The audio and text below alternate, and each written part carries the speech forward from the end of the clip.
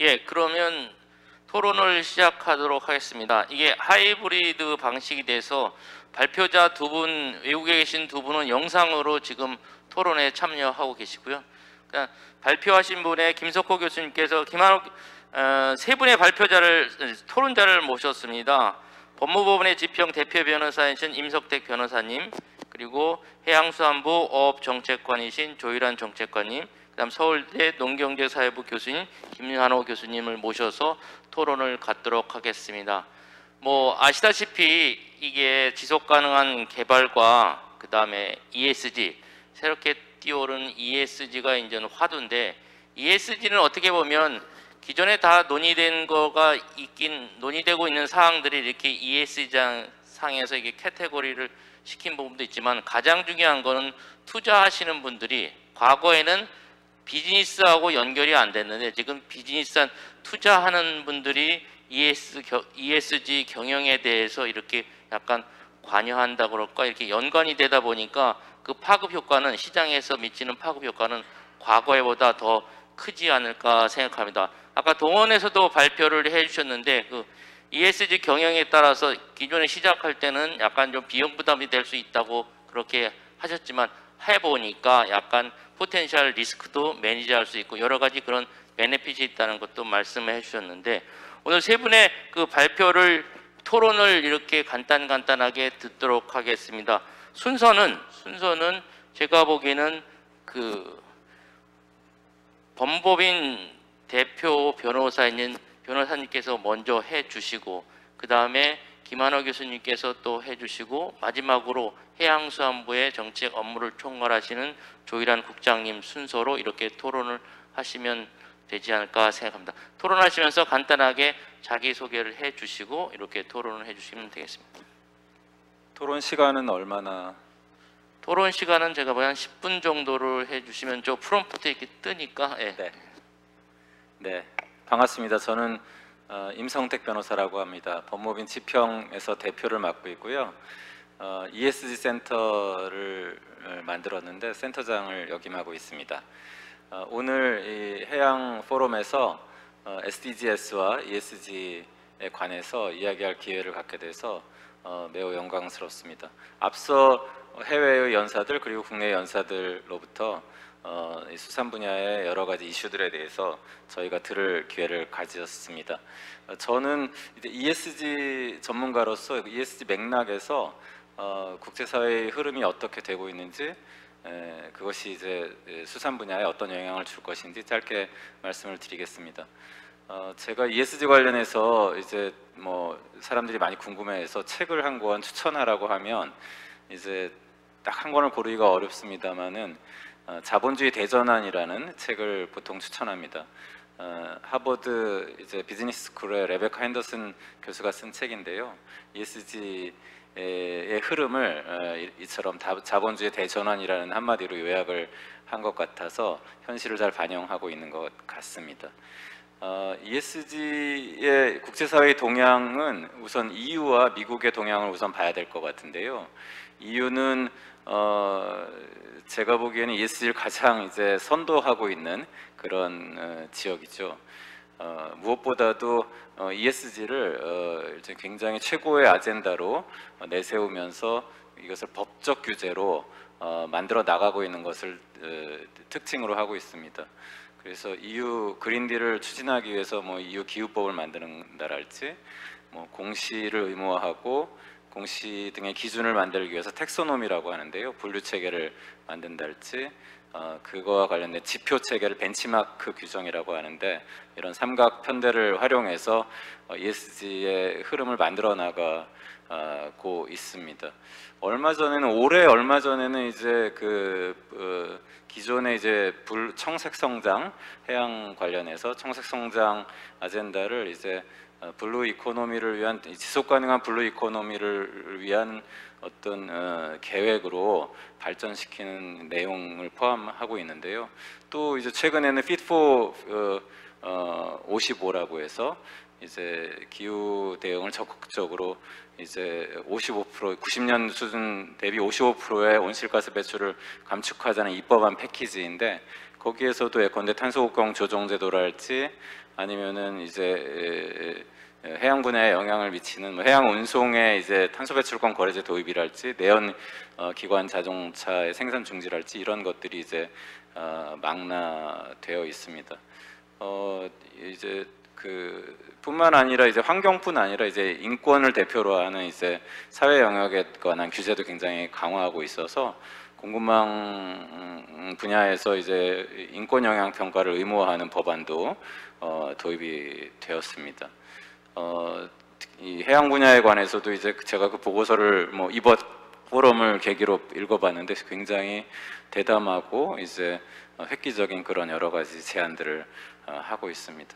반면 미국은 이제 이런 법적 규제보다는 시장의 자율 규제의 흐름이 ESG와 관련해서 대표적이라고 할 수 있겠습니다. 물론 이제 트럼프 정부가 워낙 ESG에 소극적이었던 측면도 있었지만 시장에서부터 먼저 자율적으로 ESG 흐름을 만들어 나가는 것이 이제 특징이라고 할 수 있겠습니다. 대표적으로 뭐 2019년도에 이제 미국의 대기업들이 이제 그 BRT 선언이라고 기업의 목적에 관한 선언을 해서 기존에 이제 기업의 목적이 이윤 추구 주주 가치 창출로 이제 여겨왔던 그런 목적을 이해관계자에 복무하는 기업으로 바뀌어야 된다라는 선언을 하기도 했고요. 예를 들어서 뭐 블랙락을 비롯한 이제 투자기관들, 미국의 투자기관들이 ESG를 매개로 드라이브를 걸고 있습니다. 그리고 자율 규제가 굉장히 특징적인데요. 예를 들어서 아리백이라고 많이 들어보셨겠는데 재생에너지를 100%로 써서 그 생산과 서비스를 하겠다라는 그 계획도 어떤 법적 규제는 아니고 시장의 자율적인 규제입니다.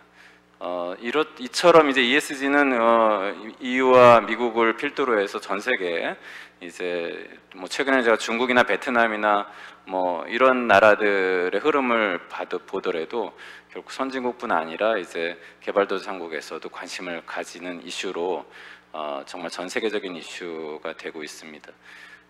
ESG의 최근의 흐름 중에서 제가 이제 해양수산 분야 관련해서 대표적으로 말씀을 드리고 싶은 것은 ESG가 이제 우선은 기후변화 대응에서부터 시작되었지만 최근에는 오히려 가장 떠오르는 이슈가 생물 다양성이고 두 번째는 이제 인권입니다. 그래서 이제 NFRD라고 이제 기후 정보를 이제 재무적으로 공시하도록 하는 그런 프레임워크가 있는데요. 최근에는 이거를 자원에 관해서 정보를 공시하도록 하는 그런 이제 프레임워크가 만들어질 정도로 생물 다양성에 관한 이슈가 커지고 있고요. 인권에 관해서도 뭐 아까 EU에서 인권 실사가 이제 의무화되는 것처럼 인권에 관한 이제 기준이 굉장히 높아지고 있습니다.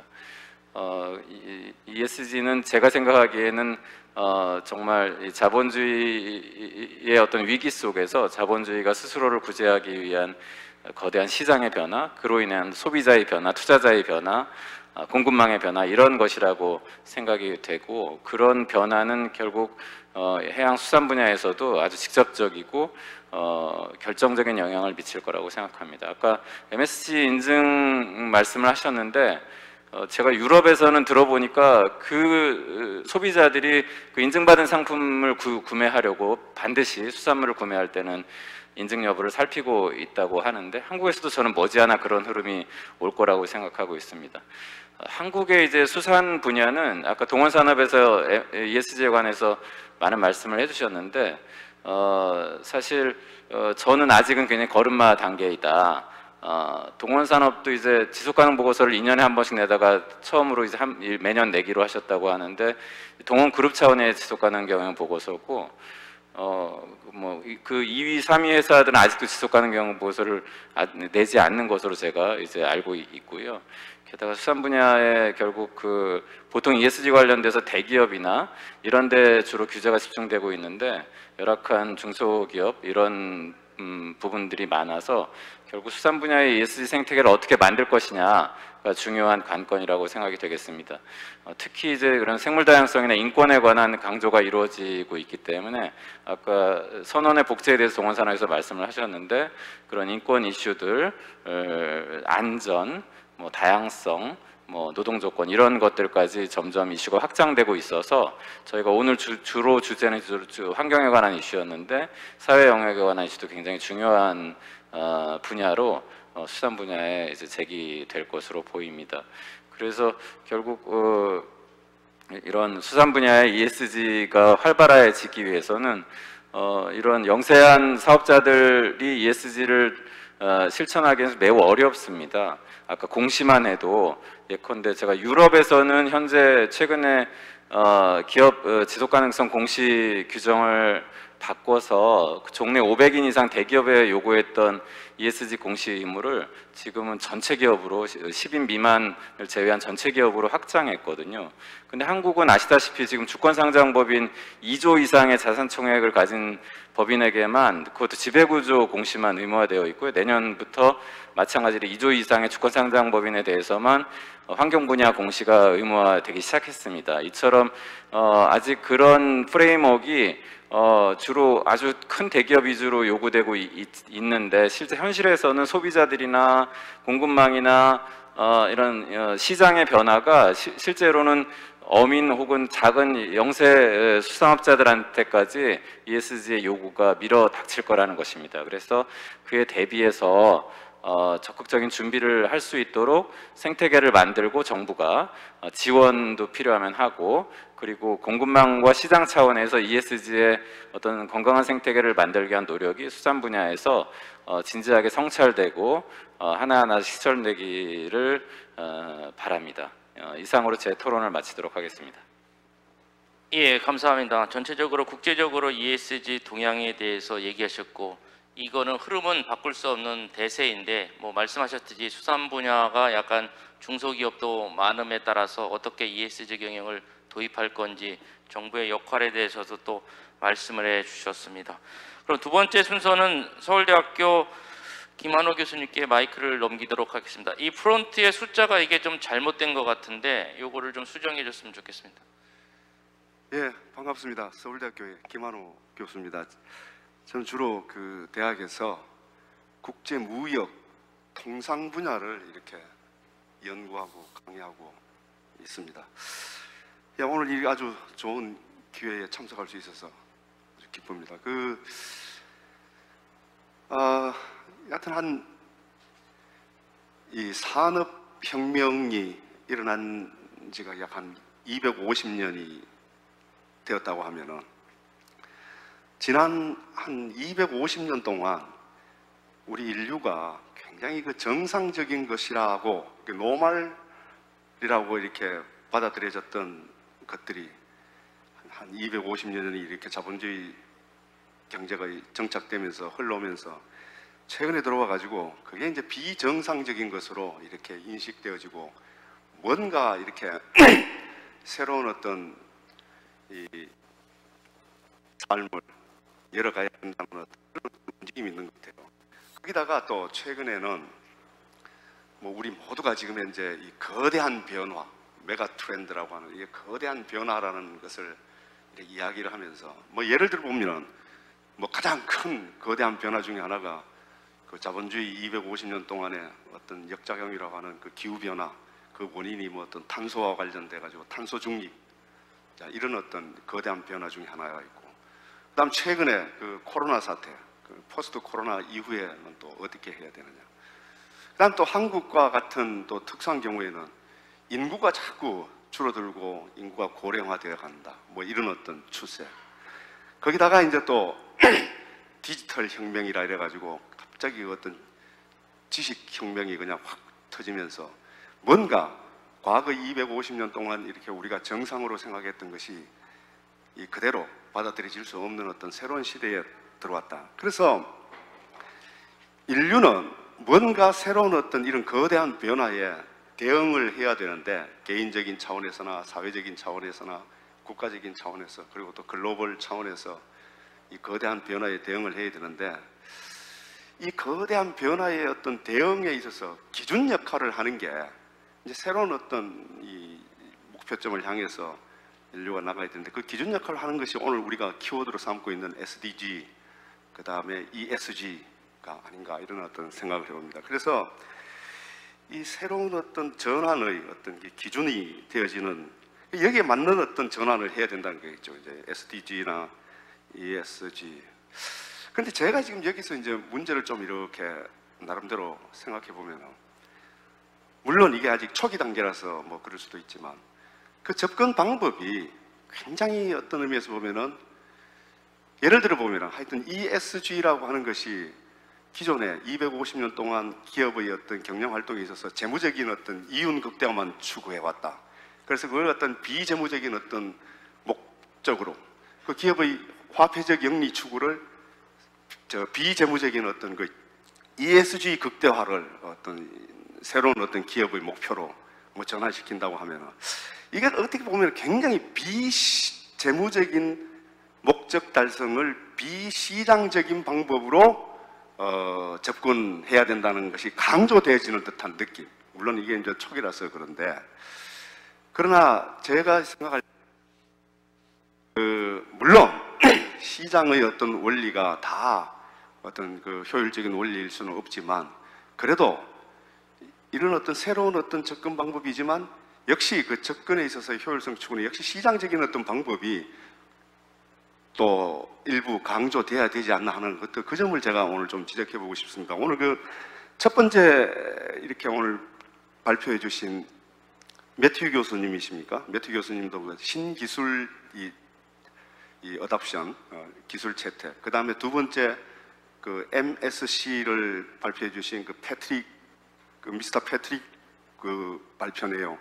이런 것도 가만 보면은, 한편으로 보면은 그 신기술의 채택이나 그 다음에 MSC라고 하는 어떤 그 인센티브를 이렇게 제공하는 걸 보면은, 그거는 굉장히 뒤에서 보면 그 시장 친화적이거든요. 시장의 어떤 그 이윤 기준과 그 다음에 시장 친화적인 어떤 인센티브를 제공함으로써 MSC, 아까 그 동원 그 대표님도 그 MSC를 통해서 어떤 화폐적 이윤이 증가되는 현상을 보았다는 게, 이게 굉장히 중요한 시사점이라고 생각해요. 중요한 시사점이라고 생각하는데, 우리가 지금 현재 이렇게 사회적인 어떤 대변혁기에 지금 시장의 원리에 의해서 변화되어가는 한 가지 예를 들어보면은, 뭐 농수산식품 산업을 한 가지 예를 들어보겠습니다. 예를 들어보면은 농수산식품 산업을 보면은 여기 생산 단계에서 저 끝에 최종 소비 단계에 이르기까지 그 중간에 굉장히 복잡 다단한 어떤 그 밸류 체인이 있어요. 뭐 쉽게 말하면은 이 팜에서, 어장에서 생산된 어떤 원료를 단순 가공이든 뭐 아주 추가적인 어떤 더 이 부가가치를 입히는 어떤 가공을 통해 가지고 포장을 하고, 그것을 다시 물류 기지를 통해서 운송을 하고, 뭐 다양한 어떤 이런 어떤 물류, 마케팅, 운송, 뭐 가공, 이런 중간 단계가 굉장히 복잡하게 펼쳐지죠. 펼쳐지고 나서 이제 그 최종 소비로 가는데, 최근에 이 팬데믹 현상과 더불어 또, 그리고 아까 제가 말씀드린 우리나라와 같은 어떤 인구의 어떤 감소와 노령화 현상, 거기다가 이 요즘 같은 어떤 탄소 중립 문제, 뭐 이런 같은 여러 가지 어떤 거대한 변화가 저절로 시장에 이렇게 시그널을 줘가지고, 그 중간 단계가 굉장히 우리가 상상할 수 없을 정도로 많이 이 통합이 되고 있어요. 그 통합의 방향을 우리는 풀필먼트라 해가지고, 제 같은 경우는 그냥 뭐 완전 통합이라 이런 식으로 하는데, 옛날에는 가공이 분리되고 포장이 분리되고 그래서 물류 뭐 이런 단계를 거치는데, 지금은 굉장히 그 통합 속도가 조금 이렇게 보이는 게, 물류기지에 지금 말하는 어떤 모든 것이 그냥 통합이 이루어지는 거죠. 통합이 이루어지고, 그 다음에 그 통합의 주체가 누가 되는가 하면은, 물류기지와 더불어서 그 모든 중간 단계의 주체가 누가 되느냐면 이커머스 하는 사람들이. 그래서 그 이커머스 기업이 물류와 여러 가지 단순 가공과 포장과 딜리버리를 그냥 통합을 시키면서, 쉽게 말하면은 그 시장의 원리에 의해서 지금 현재 가는 방향은 굉장히 뭐랍니까 그 카본 풋프린트라고 하는 그 탄소 발자국이랍니까 그걸 굉장히 줄이고 여러 가지 에너지 효율성을 어떤 추구하면서 이렇게 이 방향으로 나가고 있거든요. 그래서 이런 어떤 한 가지 어떤 뭐 이게 예가 되겠습니다만은 굉장히 시장 원리에서도 이렇게 이미 많이 진행되고 있다. 그런데 아까 우리 그 김석 FAO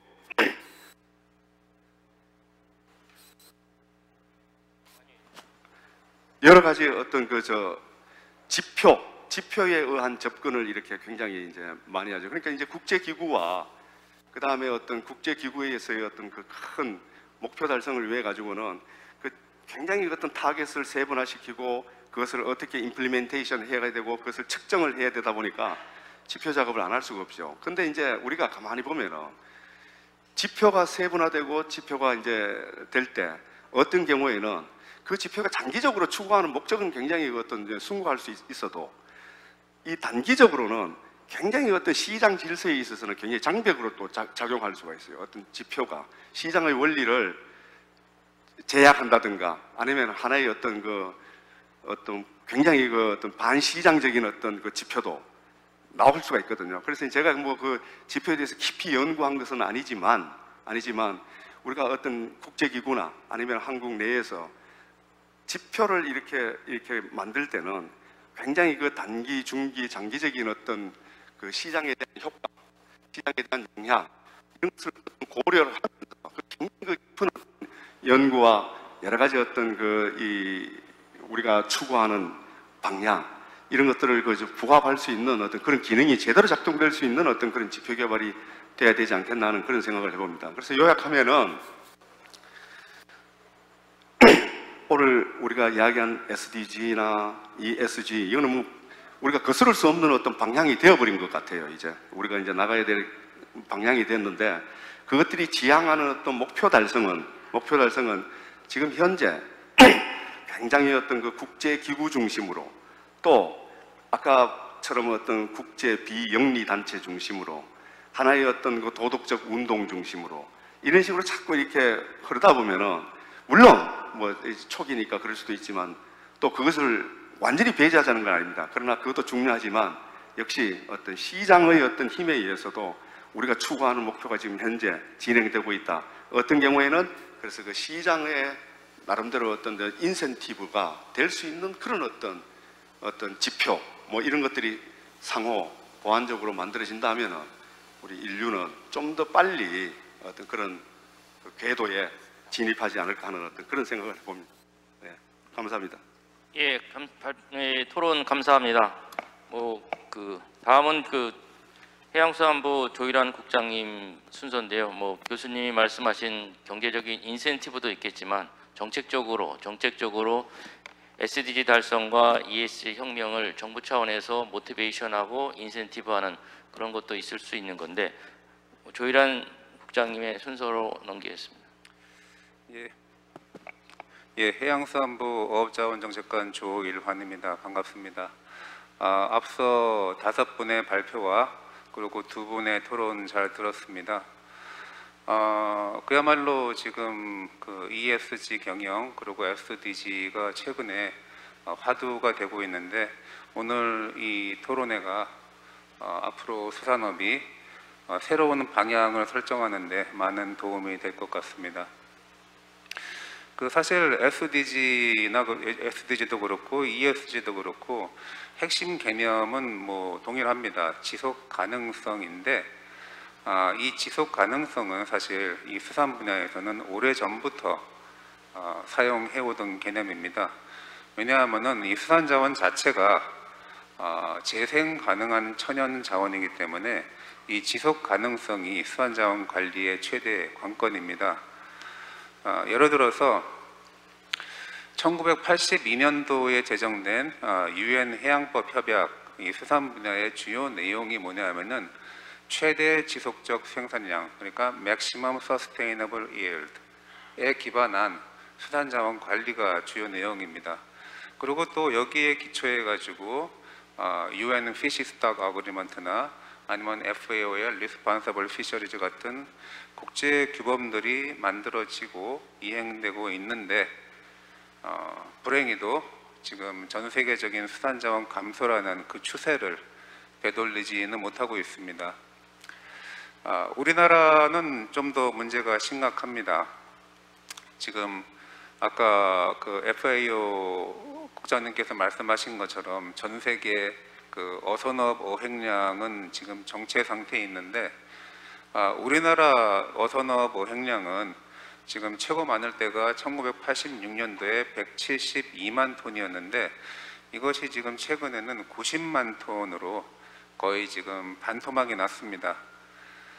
저희 그 과학자들의 연구에 따르면은 우리나라 바다에는 현재 수산 자원이 한 300만 톤 정도 있다고 이렇게 추정이 됩니다. 일반적으로 이 수산 자원을 지속적으로 이용을 하려면은 수산 자원의 25%만 잡아야 됩니다. 그러니까 300만 톤의 25% 같으면은 75만 톤인데 현재 우리나라에서는 매년 90만 톤을 잡아내고 있으니까 지속 가능하지 않은 어업을 지금 하고 있는 겁니다. 지금 오늘 여러분들께서 말씀을 하셨지만 그 양식의 중요성이 매우 커지고 있습니다. 앞으로 발전도 많이 할 거고 전망도 밝지만 우리나라 국민들이 즐기는 그 자연산 수산물을 공급하는 역할은 이 어선어업에 있습니다. 그리고 또 어선어업은 양식어업과 달리 먹이를 줄 필요도 없고 약품을 쓸 필요도 없고 관리를 할 필요도 없고 다만 적절한 양에서 수확만 하면 되는 어떻게 보면 자연이 주는 선물이기 때문에 이 부분도 우리가 포기하지 않고 계속 노력을 해야 됩니다. 지금 이 지속가능한 어업을 위해서 한국 정부가 하고 있는 정책은 여러 가지가 있는데 그 중에 가장 큰 줄기가 되는 두 가지만 말씀을 드리겠습니다. 첫 번째가 어업 구조 조정입니다.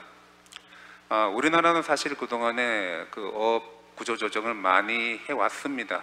1990년대 이후에 한 2만 척 정도의 어선을 감척을 해서 현재 한 4만 2천 척 정도의 어선이 있는데 사실 우리나라의 바다 면적을 감안하면은 이것도 지금 많습니다. 우리가 흔히 그 중국이 어선이 많다라고 얘기를 하는데 바다 면적당 어선 척수를 비교를 해보면은 우리나라가 중국의 2배고 일본의 7배입니다. 그만큼 어선이 많습니다. 이렇게 좁은 바다에서 이렇게 많은 어선들이 경쟁적으로 조업하다 보니까 필연적으로 수산 자원이 고갈이 되고 그리고 어업인들 간의 경쟁 조업 그리고 분쟁이 발생할 수밖에 없습니다. 현재 상황은 비유를 하자면은 사람은 10명이 있는데 밥은 7그릇밖에 없는 그런 상황입니다. 일정 수준 구조조정을 좀 해야지 나머지 어업인들이 지속적으로 어업을 영위할 수 있습니다. 제가 한 예를 드리겠습니다. 지금 부산에 그 근거지를 두고 있는 대형 선망업계가 한일 어업 협상이 지금 6년째 타결되고 있지 않아 가서 많은 어려움이 있습니다. 막 적자도 나고 그랬는데 24개의 그 대형 선망 선단을 정부하고 그 업계가 협의를 해서 25%를 감축을 해서 19개 선단으로 줄였습니다. 그랬더니 대형 선망의 적자가 흑자로 전환이 되고 그리고 또 고등어 사이즈도 커지고 이렇게 자원이 회복되고 있습니다. 두 번째로 그 TAC 총허용 어획량 제도입니다. 전통적으로 우리나라나 일본 같은 아시아 국가들은 이제 어선수나 어구어법을 규제하는 인풋 컨트롤을 사용해 왔고 미국이나 뉴질랜드 같은 서구권 국가들은 어획량을 직접 규제하는 아웃풋 컨트롤을 사용을 해 왔습니다. 근데 이제 우리나라나 일본은 어획량이 감소하고 있지만 미국이나 뉴질랜드처럼 그 TAC를 중심으로 엄격하게 자원 관리를 하는 나라들은 어획량이 유지되거나 오히려 증가하고 있습니다. 이론적으로나 실제적으로나 이 수산자원 관리에는 아웃풋 컨트롤이 더 좋다라는 것이 국제적으로 인정되고 있습니다. 따라서 우리나라도 어업관리 체계를 지금 아웃풋 컨트롤로 전환하고 있습니다. 현재는 전체 어획량의 약 30%를 TAC로 관리하고 있는데 이것을 2030년까지 80%까지 끌어올릴 계획입니다. 그리고 아웃풋 컨트롤이 확립됨에 따라서 기존의 인풋 컨트롤 규제는 최대한 폐지할 계획입니다. 마지막으로 말씀드리고 싶은 것은 이러한 정부 정책과 병행해서 어업인에 대한 지원도 지금 대폭 강화하고 있다는 것입니다. 구조조정할 때 그 폐업 지원금을 예전에는 평년 수익액 3년치의 70% 수준에서 지원을 했는데 그것을 올해 90%로 상향을 했고 내년도에는 100%로 올릴 계획입니다. 또 이렇게 또 TAC로 인해서 어획량이 제한되면 어느 정도 이제 손실이 생길 수밖에 없는데 그런 부분을 보전하기 위해서 수산자원보호직불제를 금년도에 처음으로 도입을 했고 앞으로 더욱 확대해 나갈 계획입니다. 아마 좀 빨리 진행이 돼야 되는 것 같아서 이상 일단 토론을 마치겠습니다. 예, 토론 감사합니다. 해양수산부가 지금 추진하는 여러 가지 어업 구조조정, TAC 제도, 그다음에 어업인의 지원 강화 그런 것들을 잘 설명을 해주셨습니다. 이거는 하이브리드로 하기 때문에 해외 패널이 있습니다. 그래서 이 시간은 해외 패널 분들께 한 분이나 두 분 정도 참여할 수 있는 시간을 드리도록 하겠습니다. 지금 현재 매튜탄 그 제임스 쿡 대학교 교수님과 패트릭 갈리오 디렉터님께서 참여하고 계신데 특별히 코멘트 있으시면 코멘트 하실 수 있는 기회를 드리겠습니다.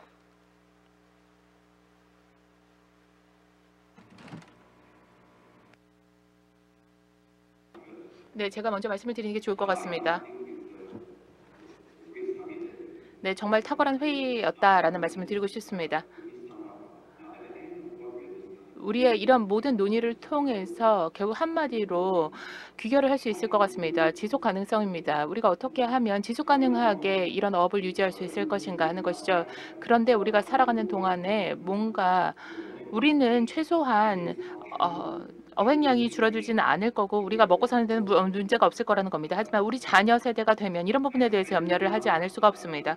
지난 18년 동안 제가 양식업에 몸을 담아왔는데요. 제 전문 분야라고 해도 과언이 아닐 것입니다. 그리고 제가 열정을 가지고 있는 분야이기도 하고요. 그런데 양식업의 기술이 정말 계속해서 도약하고 있습니다. 제가 바라만디라고 해서 부어 양식장을 운영을 했는데요. 이전엔 생존율이 10년 전만 하더라도 100개 알을 집어넣으면 8% 10%밖에 생존을 못했습니다. 하지만 이제는 기술이 발전됐기 때문에 그리고 기술을 활용하기 때문에 부화장에서 51% 이상의 생존율을 담보할 수 있게 됐습니다. 치아로 부화를 할 수 있게 되는 거죠. 치어를 이젠 훨씬 더 싼 가격에 생산을 할 수가 있습니다. 제가 앞서서 발제 마지막 부분에 말씀을 드렸습니다. 바다는 우리 은행 계좌 같은 겁니다. 계속해서 우리 원금을 늘려가야 됩니다. 원금을 인출하고 이자도 받고 할 수가 없습니다. 전략적으로 생각을 해야 됩니다. 어떻게 하면 원금을 더 늘려나갈 수 있을 것인가? 어떻게 하면 바다를 더 튼튼하고 강건하게 만들 것인가? 이렇게 해야 지속 가능성을 담보할 수 있을 것입니다. 그렇기 때문에 양식 산업과 수산업이 그리고 정부 기관이 함께 협력을 해야 됩니다. 그렇게 된다면 향후에 우리가 더 밝은 전망을 읽어낼 수 있을 것입니다. APEC에서는 지속 가능성을 위한 센터를 구축했습니다. 이를 통해서 지속 가능한 부화소의 설립과 확대를 지원하고 있습니다. 이를 통해서 오늘 참석하신 모든 수산 기업들이 함께 파트너십을 통해서 양식업과도 파트너십을 구축해서 지속 가능성을 더 확대해 나갈 수 있으면 좋겠습니다. 감사합니다. 자, 주제 발표해 주신 내용을 다시 한번 강조하는 그런 코멘트였습니다. 그러면 그 시간이 거의 한 계획된 시간보다 한 15분 정도 딜레이 됐는데요. 마지막으로 꼭 다시 한번 이 수산 세션에서 꼭 강조하고 싶은 말씀 있으시면 한 1분 정도를 시간을 드리도록 하겠습니다. 한 분 정도 뭐 그냥 오늘 집에 가서 이 말을 꼭 해야 되는데 이 말을 못해서 잠이 안 온다. 그런 말씀 있으시면 꼭 한 말씀 하셔야 될 말이 있으시면 꼭 해주시면 좋겠고요. 제 생각에는 이게 오늘 주제가 2030 SDG 달성과 ESG 혁명입니다. 뭐 2030이라고 우리가 얘기하지만 실제적으로 시간이 별로 많이 남지는 않았습니다. 탄소 중립도 2030 계획을 세웠지만 그 계획을 달성하기에는 한 10년 정도 남은 계획 동안에 그걸 달성하기는 좀 어렵지 않을까 보고요. 이것도 마찬가지로 SDG 달성과 ESG 혁명도 2030년에 뭐 목표도 있지만 우리가 계속 조일환 국장이 말씀하셨지만 지속 가능성이라는 것은 수산업에서 가져가야 될 시간이 변하더라도 계속 가져가야 될 게 지속 가능성이니까 2030년이 아니고 지속적으로 가져갈 거니까 그렇게 좀 생각을 해주고 추진하면 좋을 것 같은 생각이 들고요. ESG 혁명 같은 경우에는 과거에 많이 논의가 됐습니다. 무슨 인바이러먼탈 같은 경우는 환경 문제나 자원 고갈 문제, 소셜 분야에서는 인권 문제, 선언의 그런 문제 지속적으로 논의된 것이 다시도 이런 ESG 사항에서 이런 체계에서 다시 이제 추진되는 거니까 좀 더 체계적으로 좀 준비해서 이런 것을 대세를 흐를 수는 없는 거니까 이렇게 좀 나가면 우리 수산업이 좀 이렇게 새로운 도약의 발판이 되지 않을까 그렇게 생각을 합니다. 시간이 많이 지났으므로 아까 말씀드린 꼭 한 말씀 하시고자 하시는 분한테 한번 기회를 1분 정도 드리고 만약에 배가 고프셔서 빨리 점심을 드시겠다고 생각하시면 이것으로 마치도록 하겠습니다. 의견이 없으시면 오늘 그 세계해양포럼 수산 세션 2030 SDG 달성과 ESG 혁명이라는 주제로 저희가 수산 세션을 가졌는데 이것으로서 전체 수산 세션을 마치도록 하겠습니다. 발표 세 분의 해외 연사들의 발표 감사드리고요. 그 다음에 또 이렇게 서울에서 세종에서 이렇게 부산까지 내려와셔서 토론에 참석하신 분들에게 감사드립니다. 이것으로서 수산 세션을 마치도록 하겠습니다.